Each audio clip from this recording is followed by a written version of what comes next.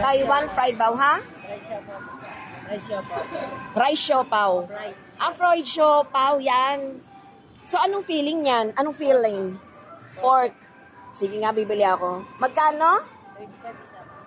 35 isa. Bigyan mo akong 3.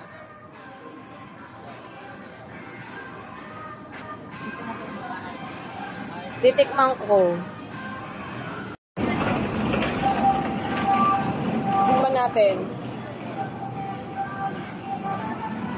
Okay. Manghang.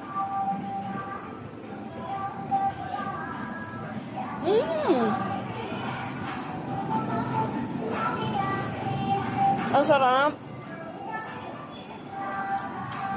So, ito, fried siopaw dito sa may, Lucky Chinatown. Ang sarap niya. Ngayon ako nakatikim ng ganito. In